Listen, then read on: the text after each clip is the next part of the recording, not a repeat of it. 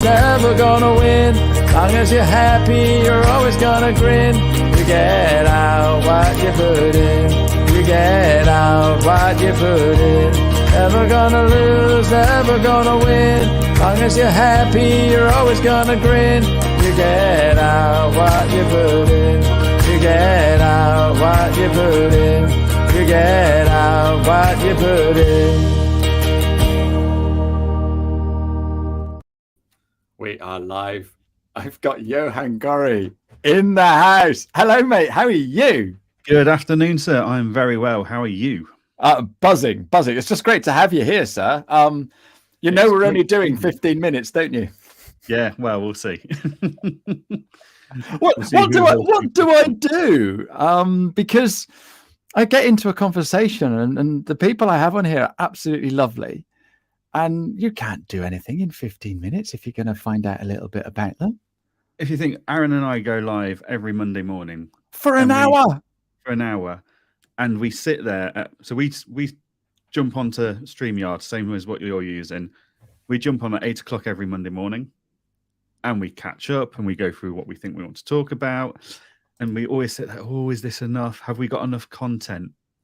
And we always miss stuff out. Yeah. Like we always miss stuff out, and that's in an hour. So how you do it in 15, 30 minutes, I don't know. Look, I think the other thing is if we set ourselves a target of time, we can fill things in. It's Parkinson's law. Yeah. We fill the space with what we've got to do, whatever job it is. Anyway, we're digressing. Johann, already. just in case there's somebody out there that doesn't know who you are, tell us a little bit about yourself, please, sir.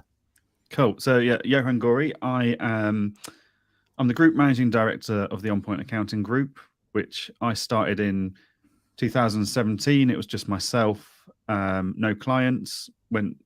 Grew that. Acquired another 2 firms from there to create the group. We now look after about 750 clients with a team of 14 dotted across the UK. We have no offices. We just have people that do co-working spaces if they want the office space, but everyone's work from home primarily. So we've got that. I do a weekly podcast with Aaron Patrick, Ask the Accountant, every Monday morning at 8:30. I do a monthly podcast with Aaron Patrick and a couple of others called QuickBooks Labs, where we talk all things QuickBooks. On top of all of that, I also do a lot of work with QuickBooks in the form of I'm a strategic partner and a council member. So I help develop QuickBooks in the right direction for the community. And on top of that, I also work with Andy Wainwright at Client Engager to build and improve that and to grow that as a product for practice management across the UK accounting and bookkeeping space. You've missed one thing out. What have I missed? What have you missed? I'll show you. I'll show you what you've missed. You've missed that.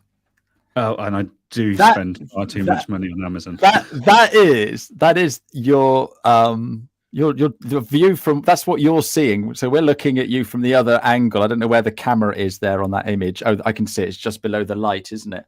Yeah. So that's it there. So that's where we're looking at you from. But that is your view. So Is it polite to call you a tech nerd, or is that rude? I don't know. But you know your way around tech, don't you?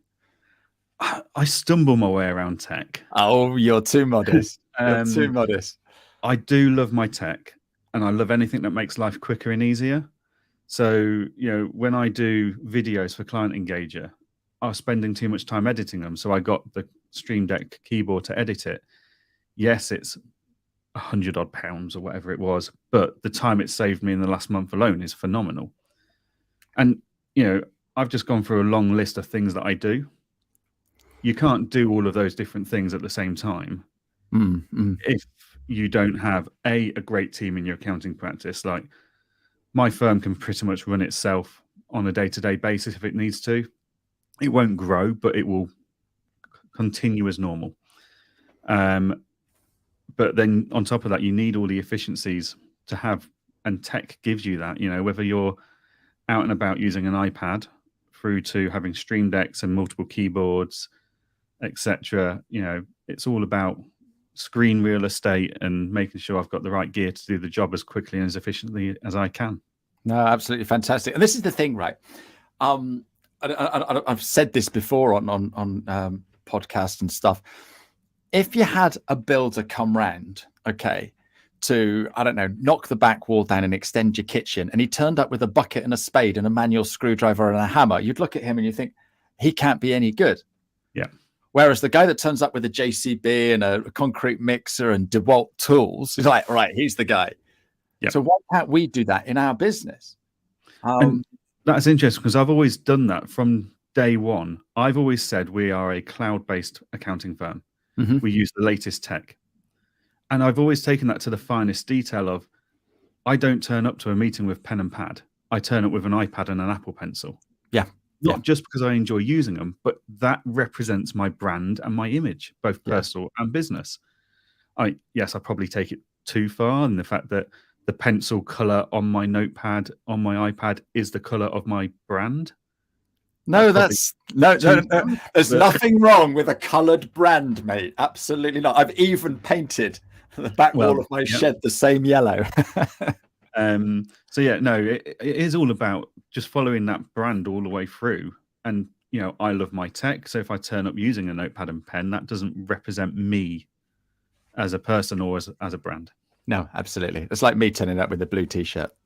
Yeah, it's not going to work. So we've got on to chat. I'm just going to cover a quick say hello because a lot of people are coming and say hello. We've got Kirsty, we've got Pavel, Sam, Path, and Emily. So thanks ever so much for saying hello. If anyone's got any questions for this, for Johann, just there's loads of areas that we can cover today. Then please pile into the chat and ask him a question. But the first thing, because we've started on tech and goodness knows what else, I want you to tell us a little bit about this. You've got 4 screens there. So you've got your MacBook Pro and then 3 other screens. And that's one of those big curvy things, isn't it? Yep. Wow. Yeah, so that big screen's actually, it's an LG ultra wide monitor. And the reason I really like LG is it's got some built-in software that basically will divide the screen up for me. Okay. So it then turns into 3. It turns into 3 screens. Well, it can turn into 8, but they're too small to be any use to anyone. Sure. So I have it in 4 quadrants, basically. So I've always got Teams, emails, calendar, and a web browser open on that. And the web browser is OpenAI for ChatGPT. Fantastic. So I've got a conversation called Bob, and Bob's my PA. So I've been training Bob, my PA, for the last few months, and he's getting very, very useful. It's like having an intern. Wow, that's incredible. Doesn't make cups of tea though. It's a bit disappointing, but I'm sure you'll work something out. So you've got your 4 screens. You've got your microphone there. Is that 2 Stream Decks I can see in the middle? Yeah, so that's 2 Stream Decks. That's the XL and the Plus. So the Plus is more for, I use it for sound and lighting, and various bits where dials come in quite nicely. So a bit of video editing and stuff in the past. Fantastic. That was what it was purchased for. So your video editing thing is this box here, isn't it? So the box under my big screen, that's the video editing tool, which I've only had it about a month, but it's already saved me hours of effort. So and again, the DeWalt drill is going to save your kitchen fitter hours and hours of screwdrivering, isn't it? Screwdrivering, is that a word?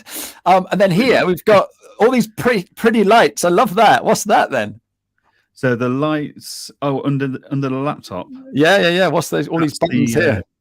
That's my new Rodecaster Duo. So is that the one? Is that the one can put sounds in and stuff like that? Yeah. Basically, I can run microphones, sound in and out, etc. You know, I can do things like applause.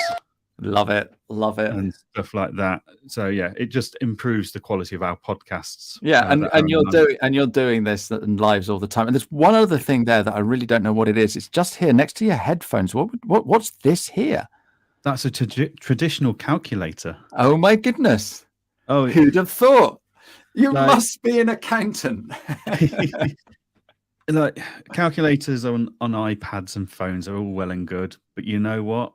There's nothing replaces that feel of the deep syncing of a decent calculator's buttons and the clicking.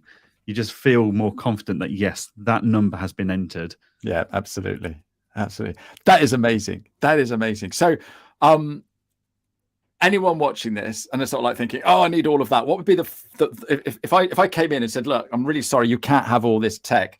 What would be the last thing that exclude the calculator? What would be the last thing, or anything that plugs into your computer? Because obviously you need your Mac. But if I turn around and say, look, I've got to wrestle all this off you, what would be the one thing that you're going to be holding on like that? Like, I can't let it go. It would have to be the ultra wide monitor. That's the foundation. Like when you run so many different things as I do, I need the ability to see multiple things at the same time. Sure. So I've got all those 4 windows on my ultra wide.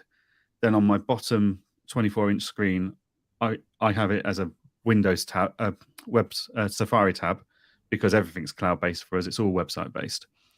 My bottom screen has always got one, and I've named it Action. So that's what I'm doing everything on. And the top one is monitoring. So I have like a couple of tabs open on that Safari, which are like client engager and stuff where I'm monitoring what's going on. So maybe Dex dashboard would be on there. My Chaser dashboard would be up there. And I can see at a glance what's happening within the team on a live basis. Whereas my bottom screen here, that's all about, right, I'm doing focused work like QuickBooks or whatever it is. Yeah, that's the one that you're looking at all the time. And then I've got all my communication on the ultra wide. Yeah. So I could get rid of everything. I could just about get through with a laptop screen and my ultra wide. Yeah, perfect. In the chat box, I'd just be interested to know how many screens everybody else has got. Samuel Green has come up with an idea. Maybe you could get a Wi-Fi kettle, so at least Bob can boil the water for you. I've only just convinced my wife that we should have a Ring doorbell. And Claire's saying she couldn't work without her Stream Deck. It saves so much time. Claire, I'm with you on that. The Stream Deck is just incredible, and this was designed for gamers or something, wasn't it? It wasn't for us mortals. No. But it's his name has just fallen out of my head, but he was on my show and he absolutely loves the is this Dave? Yeah, Dave. Yeah, brilliant. Dave, he has got an enviable cockpit of Stream Decks. Unbelievable. He must be sponsored by Stream Deck. So Kate's got 3 screens. And then we've got a laptop plus 2, but 3 as well. Kate wants a Stream Deck. Get one, Kate. You'll never go back. I love it. It's you don't need to. You don't need the XL. You'll probably be fine with the normal 15-button one. But I love my knobs. I love my what's it called? The Plus with the knobs. Really helpful. Plus is fantastic. It was a real interesting one that I'm still playing with to try and get the best value out of it. Really. Yeah, and again, it's just going in and playing with it. So lots of people have got a couple of screens. Those are huge screens, Pavel, and a laptop and 2 screens. Wow. What can you put on a Stream Deck? I have 2 screens and a laptop. Dawn, we're going to have to do a Stream Deck show. I'll see if I can find the one I did with Dave Selick. That's it, Selick. Because we talked about Stream Deck on there, because that is absolutely incredible. His cockpit of Stream Decks basically makes a jumbo jet look quite simple. Yeah, you're right. Yeah, buttons. Yeah, and Claire has just been looking pretty. So look, let's just let everybody know. So here's my Stream Deck. All right, basically, I've got on there my emojis, because I use a lot of emojis. But if I scroll through, I've got controls for this show.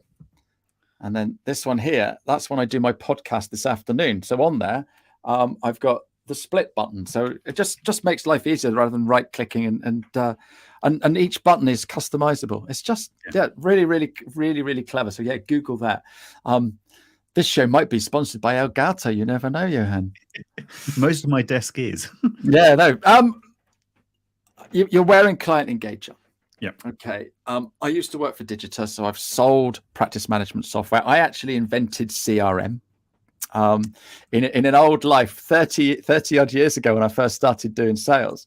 I had pieces of card in a box, and then I'd go and I'd phone somebody up, and they turn around and said, "Oh, speak to me in 6 months." And I'd grab hold of that and I'd move it 6 months down. That was the CRM. I never patented it. Otherwise, I could be Salesforce. But we've had Accountancy Manager. They've sold to Bright. We've had Center sold to Iris. And there isn't really an alternative now. We've got Pixie. And then so rather than let them get on with it, you've come up with one as well. So first of all, what on earth is an accountant doing developing software? And then tell us a little bit about what it does. We didn't really set out to go to market. We set out to have a solution that worked for me and Andy, because none of the other solutions really ticked all our boxes. And the amount, Andy's firm is not a small firm, so the amount we were spending was quite phenomenal. And after a year of paying for investing to build our own software, we were going to be raking it back in. Hang on just a sec. So because you had lots of users, lots of clients, you were paying lots of monthly fees. What's that? Subscriptions. Yeah. Like and over £2,000 a year.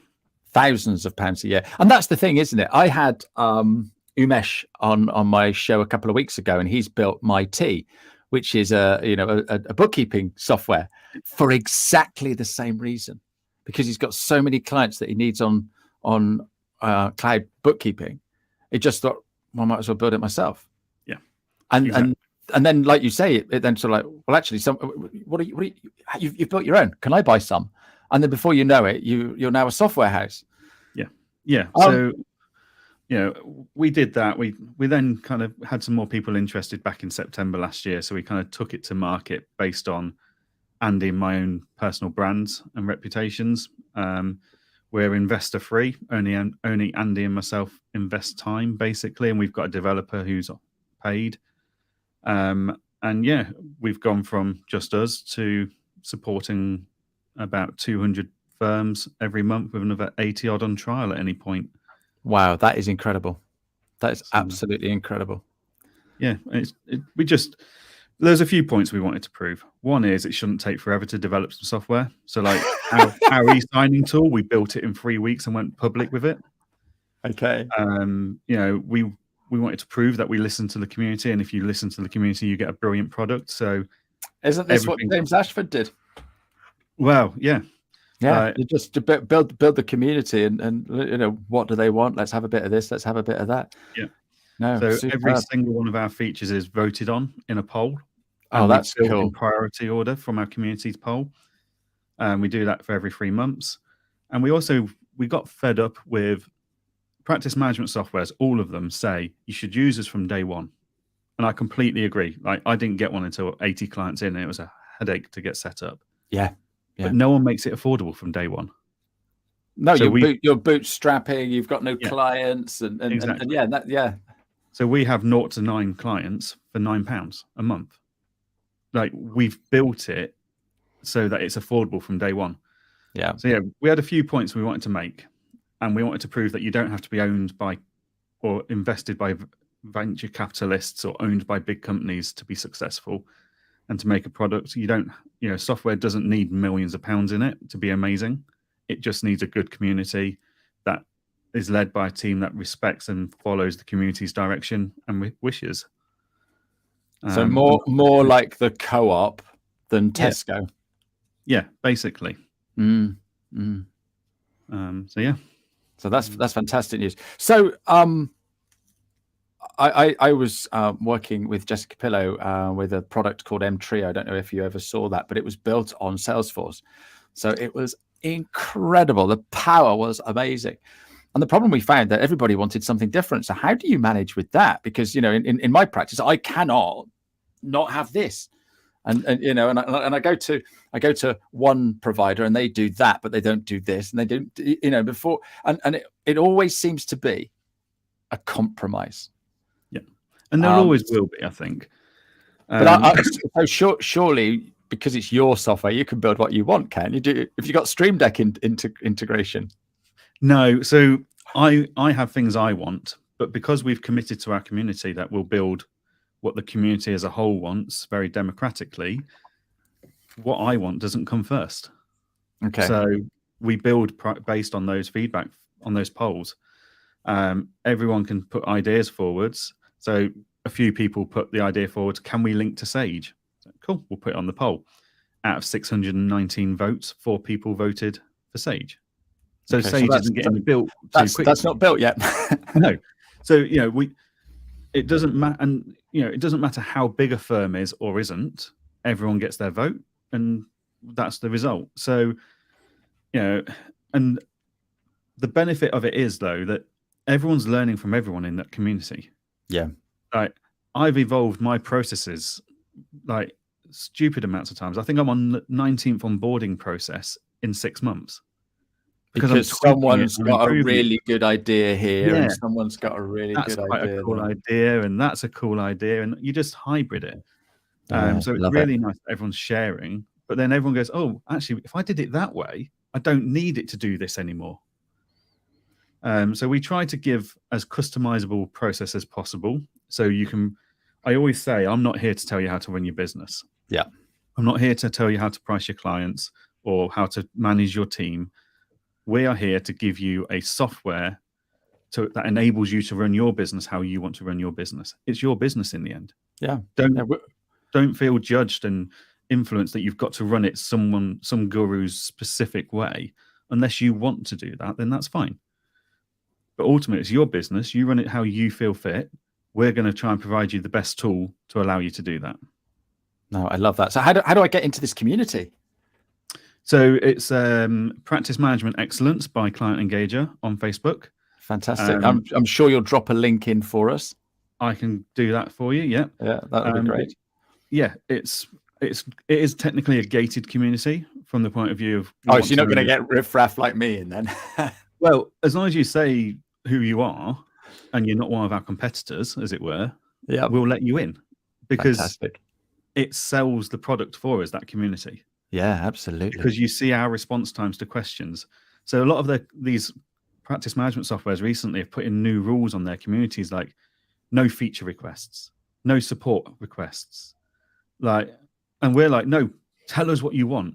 Ask us questions on this. You could email us or call us 9 till 5, Monday to Friday. But if you actually put it in the Facebook group, on average, I'll have responded within 3 minutes. Wow, that's crazy. 7 days a week. But not only that, someone else has responded as well. Oh, what a great idea. Why would you want that? What a silly idea. And then we'll all, why wouldn't you want to be able to speak to your customers like that? It's like having a cup of coffee with every single customer every single week, or probably more often than that. And that is amazing. There's people in there that are not members of our group. Are not users of our software yet. I am guessing that Kirsty.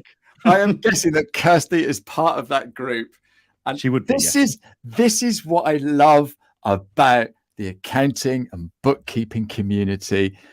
Everybody is gorgeous. Look at that, 2 ticks, and it's up. Doesn't that make you feel proud? I love it. I like that. Like, don't get me wrong. I love that I've got a software that makes my team's life so much easier. And I love that it's growing at the rate it is. But the bit I really love is the community. Like, we had a bit of an idiot in the community over the weekend, and the community jumped to my defense and, dealt with it basically without me having to interfere too much. Fantastic. People that are in that community, they're not necessarily practice management users. Like, they're not our customers necessarily, but they're watching us and they are holding their own softwares to account by the fact that we're releasing new features pretty much every week. Yeah. Like, I go live in that community every Wednesday night at 7:30. So I'll be there tonight.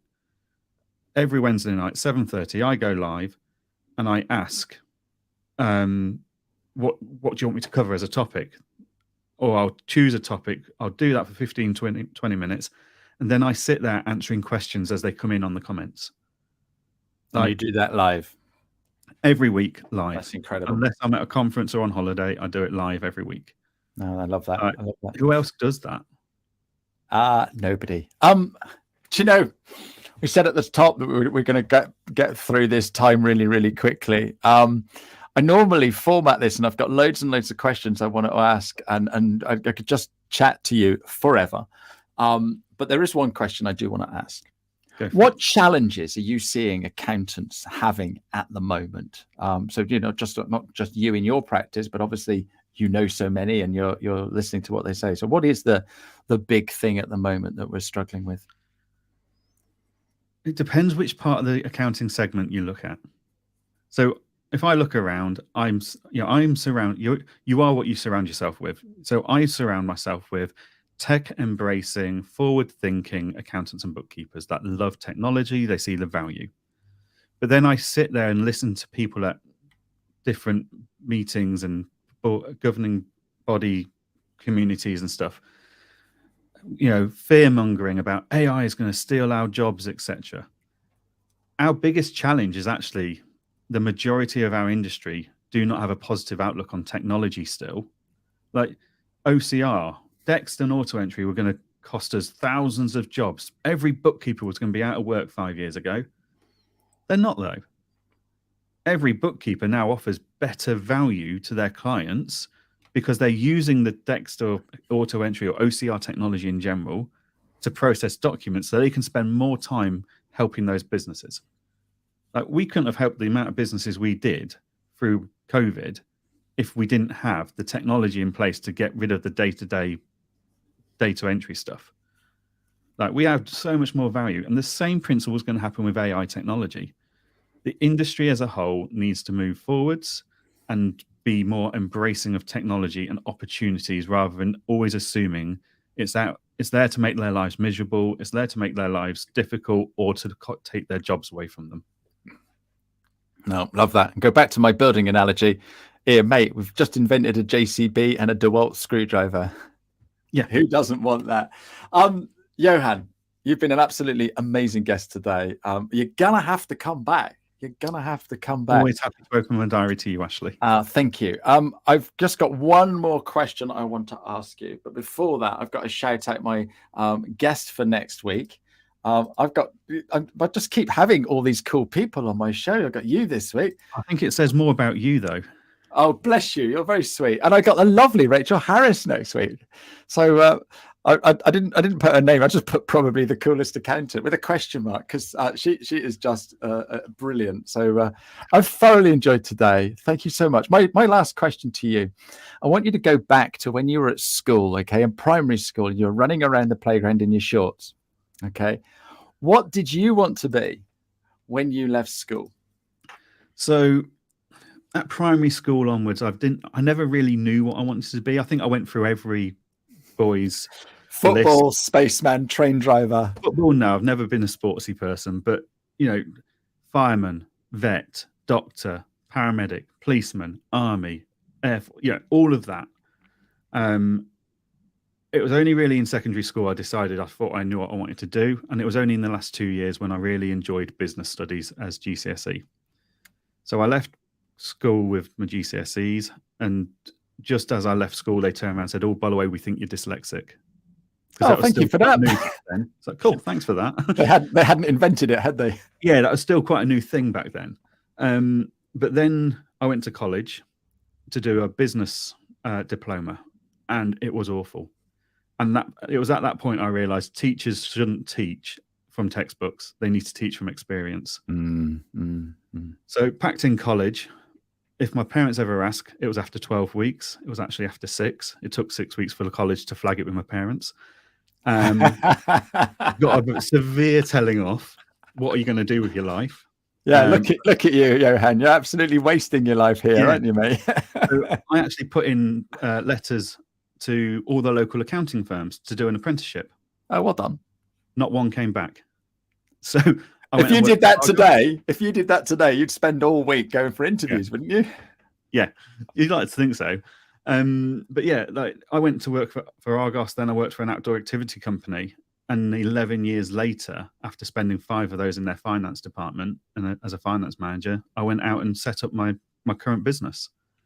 And it's like, I kind of took a punt that maybe accounting would be something I'd enjoy when I left school and left college. And it hadn't really been thought through. So I always think it's odd that I've come back to it. Because it wasn't something I ever thought of necessarily until I went, oh, I quite like running businesses and stuff and working in business. That accountants do that. Yeah. So I do that. And then got nowhere, but I've come back to the industry. And doing very well, sir, and helping lots of other people, which is what I love about you. I'll be tuning in on Monday. I love your show with Aaron. Thank you so much. Thank you for an insight of everything and all that tech advice as well. Thank you to everybody for all your lovely comments. It's really kind of you to join us today. We will be back next week, like I say, with Rachel. But thank you very much indeed, Johann. No problem at all. Thank you for having me, Ashley. It's been fantastic as always. Cheerio. You get out what you put in. Never gonna lose.